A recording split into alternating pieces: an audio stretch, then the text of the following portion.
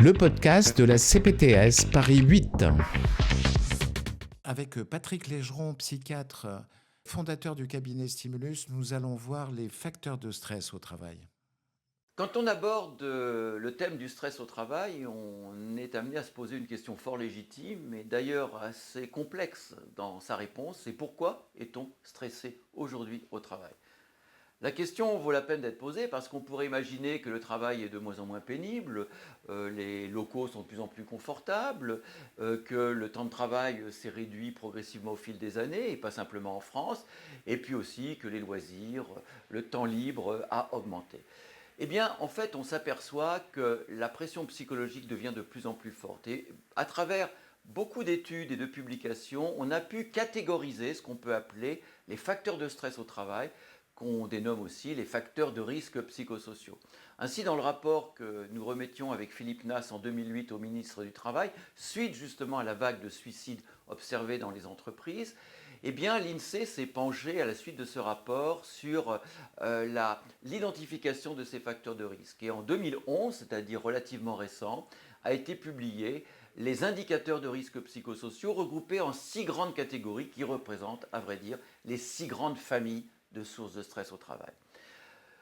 Sans grand étonnement, la première catégorie, c'est ce qu'on appelle la charge de travail, c'est-à-dire évidemment la quantité de travail, c'est-à-dire le fait que les journées sont longues et que certaines professions, comme les professions libérales, comme les patrons de petites entreprises, ne comptent pas leurs heures et débordent sur leur week-end. Et donc cette quantité absolument considérable du travail est importante. Mais il n'y a pas que la quantité, il y a aussi, j'allais dire, l'intensité du travail. On a souvent dit que les 35 heures avaient finalement réduit le temps du travail. Mais souvent, dans les 35 heures, on demande aux gens d'en faire autant qu'en 39 ou 40 heures. Donc on a une densification du travail. Et ça, c'est un facteur de risque considérable dans cette charge de travail. Et puis aussi, dans la charge de travail, on voit bien que le fait d'être contraint psychologiquement, de faire attention à ne pas faire d'erreurs, expose là aussi à beaucoup de stress. Et souvent, on a indiqué que les aiguilleurs de ciel ou les chirurgiens étaient plus stressés que d'autres parce que, évidemment, faire une erreur a des conséquences dramatiques que ne connaissent pas forcément toutes les autres types d'activités de travail. Donc, la charge de travail est la première catégorie. Une deuxième grande catégorie de sources de stress, c'est ce qu'on appelle les exigences émotionnelles. C'est simple à comprendre, c'est que certaines activités nous exposent à des émotions extrêmement fortes. Je vais prendre un exemple un petit peu simple. Imaginez que vous passiez 10 heures à réparer des ordinateurs. Évidemment, c'est épuisant. Mais si vous passez 10 heures à réparer, je mets entre guillemets bien sûr, des enfants en train de mourir, c'est sûr que la charge émotionnelle est considérable. Et beaucoup de professions, beaucoup d'activités vous exposent à des émotions très fortes. Les soignants évidemment, mais aussi les travailleurs sociaux, les jeunes pompiers, les policiers. Et on voit bien que cette pression des émotions est extrêmement dommageable. D'ailleurs, les premiers cas de burn-out ont été décrits dans ces professions qui étaient exposées à des situations émotionnellement extrêmement chargées. Troisième catégorie, c'est ce qu'on appelle le manque d'autonomie au travail, c'est-à-dire le fait que vous avez de moins en moins de liberté pour réaliser votre activité. Et on voit malheureusement beaucoup d'activités qui sont de plus en plus robotisées, taylorisées dans les centres d'appel. Vous êtes obligé de suivre des formulaires, des choses, et même dans les professions médicales, vous avez des process de plus en plus contraignants dans lesquels certains personne au travail vous dit, moi je suis une machine qui doit respecter des normes, des process, ma créativité n'entre plus en jeu. Cette espèce de perte d'autonomie, de manque de contrôle de l'activité que vous avez est une source de travail. La quatrième source de travail, évidemment, on la devine bien, ce sont les rapports humains. Le philosophe disait déjà il y a fort longtemps, l'homme peut être un loup pour l'homme. Et bien là encore, même si les relations humaines peuvent être une source formidable de déstress, parce qu'être avec les autres également nous fait beaucoup de bien, ça peut être aussi une source considérable de tension. Les relations avec les clients, les relations avec les patients quand on est un soignant, les relations parfois violentes, parfois brutales, d'agression, mais aussi les relations en interne. On parle évidemment du harcèlement moral, on parle des relations, j'allais dire, perverses, on parle de la compétition qui peut avoir lieu entre les gens, on parle des fois du faible soutien que l'on obtient de ses collègues ou de ses pairs.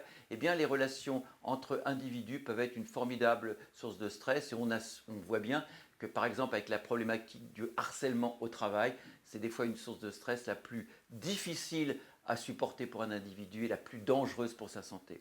Autre facteur de stress, le cinquième, ou une grande catégorie de stress, ce sont ce qu'on appelle les conflits de valeurs. Les conflits de valeurs, c'est quand finalement vous faites des choses qui vont à l'encontre de vos propres valeurs professionnelles.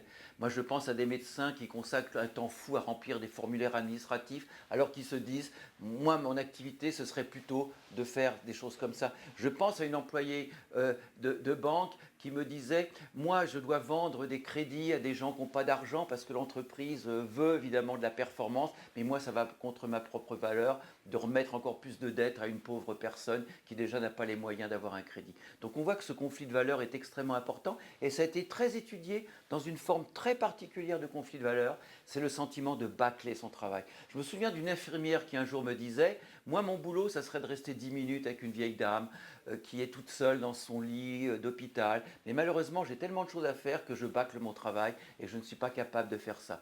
Donc conflit de valeurs extrêmement puissant, cette notion de travail mal fait, de travail bâclé, d'aller contre le sens de ses propres valeurs.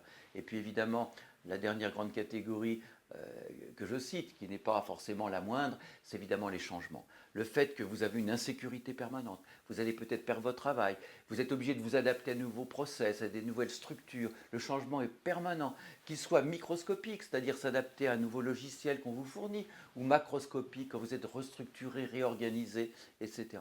Donc on voit que la problématique du stress au travail est extrêmement complexe et les gens qui sont les plus à risque en termes d'exposition au stress au travail sont les gens qui vont cumuler une de ces catégories, 2, 3, 4.